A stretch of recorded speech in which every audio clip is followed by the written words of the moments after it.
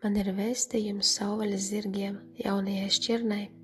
Šajā sezonā tu redzēsi iemeslu, kāpēc tas kungs tevi izveda no bara, kāpēc viņš novirzīja tevi prom no normas, kāpēc viņš tev lika pamest šīs telpas, kāpēc viņš tev lika laust šīs attiecības un līgumus un saraut šīs saites.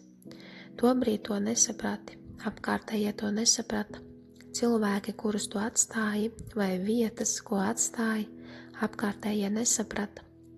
Tobrīd tev tas nešķita loģiski, ne arī tava aicinājuma iztikai pie kunga, tu to jūti dziļi sirdī.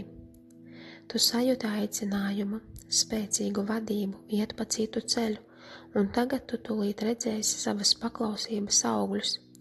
Tu tūlīt redzēsi augļus, ko sniedz iešana pa šo citu ceļu kopā ar kungu. Tu tūlīt redzēsi, ko paklausība tev nes. Tu tūlīt redzēsi, kā tas, ko slepenībā iztēlojies, nespējot dalīties ar citiem, kļūst par tavu realitāti. Jo Dievs tūlīt to nostiprinās, kas ir tevī un ap tevi. Viņš tūlīt pievilks daudzus citus savvaļas zirgus, tādus kā tu pie svaigā avota, kas plauks tavā dzīvē, jo tūlīt būs labvēlība, un cilvēki redzēs un atpazīs svaidījumu, ko Dievs slepenībā ir būvējis.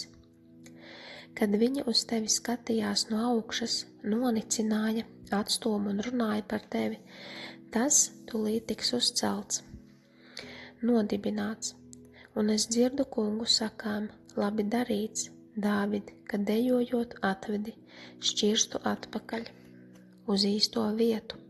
Tev nebija svarīgi, ko viņi domā, un tagad kungs tevi izmantos kā savu līgavas prototipu turpmākajām dienām.